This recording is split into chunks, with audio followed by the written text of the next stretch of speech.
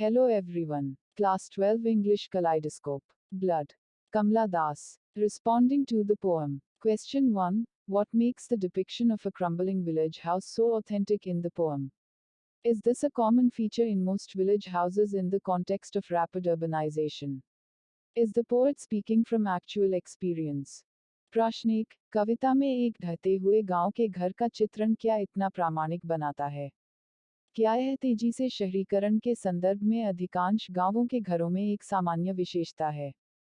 क्या कवि वास्तविक अनुभव से बोल रहा है? Answer. The poet has described crumbling of the house in finest details. She talks about whining of windows, falling tiles, creaking doors, etc. These descriptions make the depiction quite authentic. In the context of rapid urbanization, this is a common feature in most villages. The poet has spent her childhood in the village, so it is clear that she is speaking from actual experience. उत्तर कवि ने घर के उखड़ने को बेहतरीन विवरण में वर्णित किया है। वह खिड़कियों के रोने, गिरती टाइलें, चरमराते दरवाजे आदि के बारे में बात करती है। ये विवरण चित्रण को काफी प्रामाणिक बनाते हैं। तेजी से शहरीकरण के संदर्भ में, अधिकांश गांवों में यह एक सामान्य विशेषता है।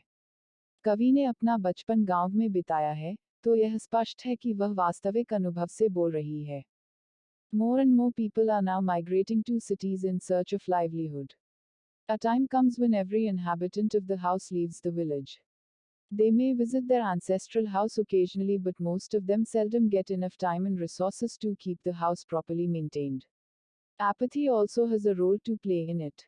रोजगार की तलाश में अब ज्यादा से ज्यादा लोग शहरों की ओर पलायन कर रहे हैं। एक समय ऐसा आता है जब घर का हर निवासी गांव छोड़कर चला जाता है। वे कभी कभार अपने पुश्तैनी घर तो जाते हैं, लेकिन उनमें से ज्यादातर के पास इतना समय और संसाधन नहीं होता कि वे घर को ठीक से रख रखाव कर सकें। इसमें उदासीनता की भी भूमिका होती है। Question 2. What aspects of Indian society and history get highlighted in the poem? प्रश्न 2. कविता में भारतीय समाज और इतिहास के कौन से पहलू उजागर हुए हैं? Answer. Class divide is one major aspect which has been highlighted in this poem. The great-grandmother talks about purity of blood in her family. While doing so, she also looks down at the so-called impure blood. Many people from a particular class always think that they carry the best genes, and others carry defective genes. The apparently best gene in their body makes them superior to other humans. This is wrong to think in this way because all humans are born equal. उत्तर, वर्ग विभाजन एक प्रमुख पहलू है जिसे इस कविता में उजागर किया गया है। परदादी अपने परिवार में रक्त की शुद्धता के बारे में बात करती हैं। ऐसा करते समय, वह तथाकथित अशुद्ध रक्त को भी नीची नज़र से देखती हैं। एक विशेष वर्ग के कई लोग हमेशा सोचते हैं कि उनके पास सबसे अच्छे जीन हैं, और अन्य लोगों के पास दोषपूर्ण जीन हैं। उनके शरीर में स्पष्ट रूप से सबसे अच्छा जीन उन्हें अन्य मनुष्यों से श्रेष्ठ बनाता है। इस तरह से सोचना गलत है क्योंकि सभी मनुष्य समान रूप से पैदा होते हैं। Question 3. Does the poem bring out the contrast between tradition and modernity? Illustrate your answer with examples from the poem. प्रश्न 3. क्या यह कविता परंपरा और आधुनिकता के बीच के अंतर को सामने लाती है? कविता से उदाहरण लेकर अपना उत्तर स्पष्ट करें। Answer. There are many instances in this poem which show contrast between tradition and modernity. The poet talks about monotony in the life of her great-grandmother because of her over-devotion to the god. The great-grandmother talks about her past when her family was prosperous. The poet highlights how difficult it can be to become rich once someone is on his own to make a mark in this world. The great-grandmother did not have to make efforts to become rich, rather she was born with a silver spoon in her mouth. But the poet has to make her own mark, has to start afresh. उत्तर, इस कविता में कई ऐसे उदाहरण हैं जो परंपरा और आधुनिकता के बीच के अंतर को दर्शाते हैं। कवि अपनी परदादी के जीवन में एकरसता के बारे में बात करती है क्योंकि वह भगवान के प्रति अत्यधिक भक्ति रखती थी। परदादी अपने अतीत के बारे में बात करती है जब उसका परिवार समृद्ध था।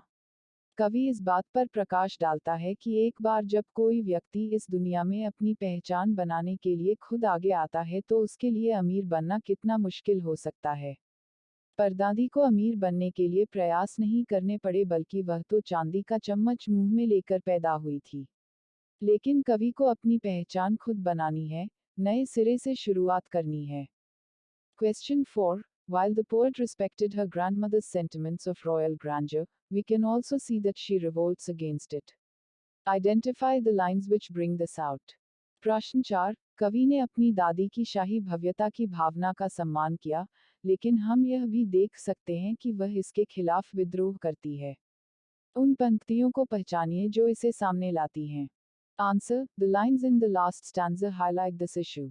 While seeking forgiveness, the poet once again talks about the elephant ride, thin blood, gold, oils, perfumes and sandal.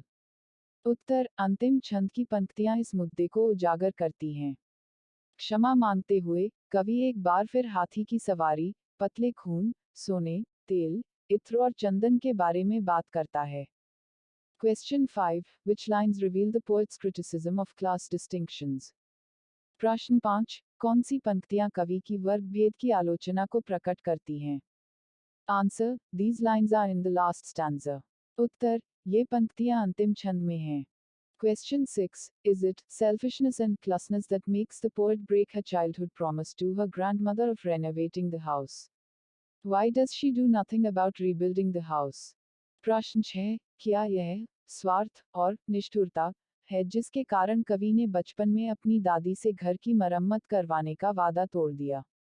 वह घर के पुनर्निर्माण के लिए कुछ क्यों नहीं करती? Answer. Here, selfishness has been referred to poet's obsession with making her own niche in the world. She wants to grow in career and does not want to live like a docile housewife the way her great-grandmother lived. Callousness has been referred to her preoccupation with the urban life, which made her leave her ancestral house at the mercy of the elements. उत्तर. यहाँ स्वार्थ का अर्थ कवि की दुनिया में अपनी जगह बनाने की सनक से है। वह अपने करियर में आगे बढ़ना चाहती है और अपनी परदादी की तरह एक विनम्र गृहिणी की तरह नहीं रहना चाहती। निर्दयता का अर्थ शहरी जीवन में उसकी व्यस्तता से है, जिसके कारण उसे अपने पुश्तैनी घर को मौसम की मार के हवाले करना पड़ा। Question 7. What do you understand of the conflict in the poet's conscience? प्रश्न 7. कवि की अंतरात्मा में संघर्ष से आप क्या समझते हैं? Answer. The poet is appreciative of the life her great-grandmother lived. But she does not want to live the life which her great-grandmother lived. Instead, the poet wants to pursue her dream of making her mark in the world. She still feels sad about the condition of her ancestral house, but she is least interested in its renovation. These issues show the conflict in the poet's conscience. उत्तर. कवि अपनी परदादी के जीवन की सराहना करती है, लेकिन वह अपनी परदादी जैसा जीवन नहीं जीना चाहती। इसके बजाय, कवि दुनिया में अपनी पहचान बनाने के अपने सपने को पूरा करना चाहती है। वह अभी भी अपने पुश्तैनी घर की हालत को लेकर दुखी है, लेकिन उसे इसके जीर्णोद्धार में कोई दिलचस्पी नहीं है। ये मुद्दे कवि की अंतरात्मा में संघर्ष को दर्शाते हैं। थैंक्स। Hello everyone.